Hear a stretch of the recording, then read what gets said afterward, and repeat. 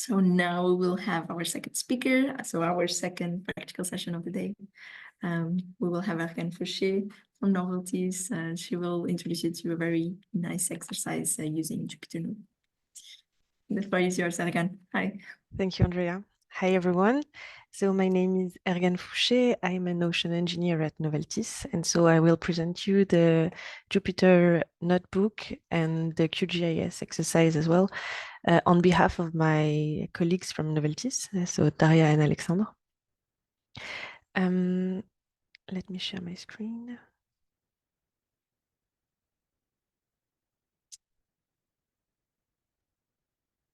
Can you see my screen?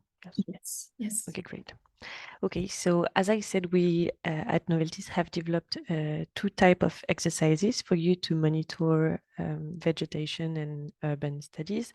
So we have Jupyter notebooks and QGIS. You can find these two exercises on the event webpage. So starting with the Jupyter notebook, I'm going to present you the one of two exercises we developed as a Jupyter notebook. So I'm going to present you the vegetation studies, again, on behalf of my colleague Alexandre.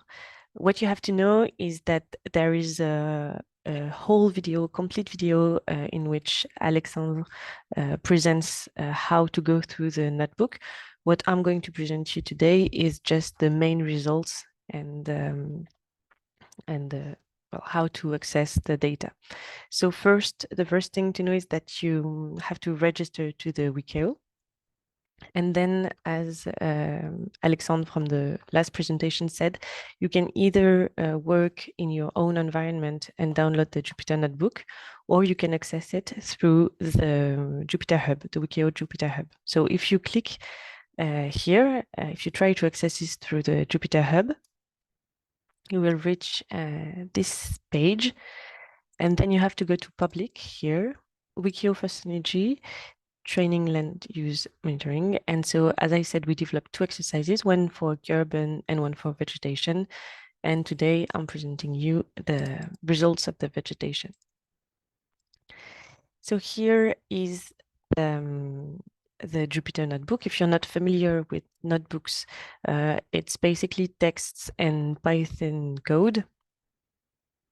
And in this exercise, we use the Python code to monitor the land cover and agricultural crops in Alsace, which is a French region which produces excellent wine.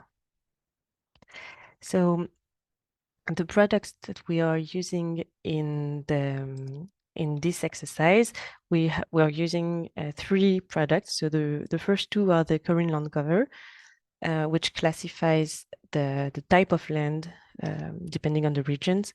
And we're using as well the vegetation, phenology, and productivity. So these are two products that you can retrieve from the WEkEO portal. So I'm going to not present you the code, but just the main results and the main figures that we plot.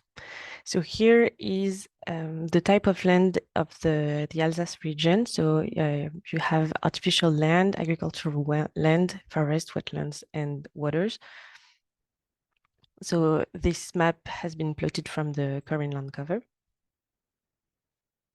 Then we present you the phenology datasets. So the phenology datasets contains many different variables.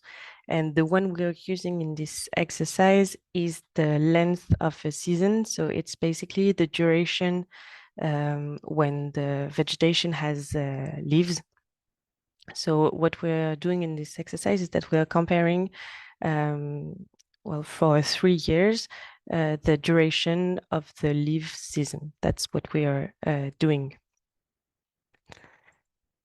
And so this is one of the main results we do is, and we see that in 2020 here, the season lasted for fruit trees. It lasted from March to August. And what we can see is that in 2021, the season was much longer. So what we're trying to explain next is why the 2021 season was longer than the other ones. And to do so, we use a third product from WEkEO as well, which contains the temperature and the precipitation data. And in this last plot, we display the season and the duration of the season in the background, so that the green colors, and we overlay the temperature in orange and precipitation in blue anomalies.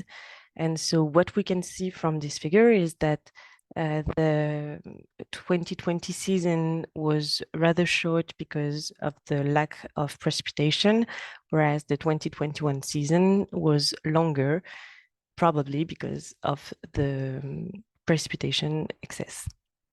So that's the kind of analysis that you can do thanks to the WEkEO data and thanks to the Jupyter Hub resources. So that's it for my first short presentation on the Jupyter Hub and Jupyter Notebook. Thank you, Do you Ergane. have any question? Yes, I think there is at least one question. Okay, great. Trying to find it. So yes, as Ergane said, you can find these exercises, so you will be able to practice on your own. So the first one, can you explain how to add these Jupyter libraries to our computer? If you can. Maybe Alexandre can? I don't know. Yeah. Alexandre Alexandre Boris, yes. you're still here. And you would have something to say on that. Maybe he's not here. Well, if he's not here, we are using very basic libraries. If I can, I don't know if I can show my phone anyway, but it's like NumPy, XArray, Matplotlib, etc. So these are libraries that are not complicated to install. Otherwise, I think we provide or WEkEO provides a file that contains the whole environment you need to go through the exercises. So yes, I think we have. I mean, I think we Alexandre mentioned before we have some sort of also article explaining how to do it. So we can share it with you in the help center section of the events page. We can share it with you there. Thank you. And then the second one.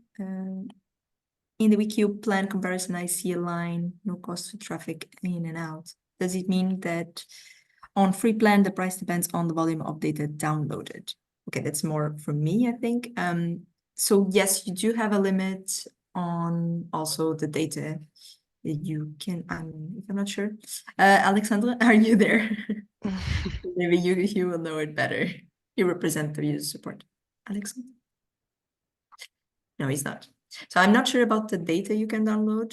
There's definitely a limit for if you would like to use computing resources, that's definitely paid. To access the Jupyter Hub, you can access it for free. I'm not sure about the data you can download or store it there.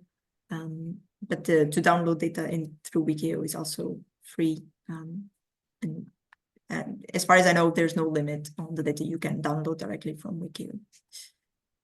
So only basically to use the resources we provide, the computing resources, the Jupyter Hub space, if that's clear. Next one, let's see if this is for you or more general. Which one should I use, R programming or machine learning while trying to access WEkEO Jupyter Hub? I think for the exercises we're doing now, the R programming is enough. You don't need the machine learning capacities. Okay. That's what I use. I use the R programming on the Jupyter Hub. And this one did. Yes, for the path to the Jupyter notebook, I'm sorry, I was quite quick on this. So it's public, then WEkEO for Synergy, and then training land use, and you have the urban and vegetation folders. Exactly. maybe we can also share it in the steps, Yes. maybe on the guidelines. And in the video as well, it's presented. Yeah, I guess Alexandra already included it, right? Yes. Yeah, you will find the full demonstration online. So, what are the environment needed? What is the environment needed to add the vegetation phenology? The environment. I think it's the same as for the other variables. As I said, the environment provided by WEkEO contains everything you need to process either the vegetation phenology or any other variable. Yeah, it's already pre-prepared for Yeah. you to use it, right? With WEkEO data. So okay, you wouldn't have to add anything extra or something. Okay, I think And the link to the notebook, you can find it on the event webpage. On the top, you have a Jupyter Notebooks section, and then you will be able to access either the link to download the Jupyter Notebook or the link to access the Jupyter Hub.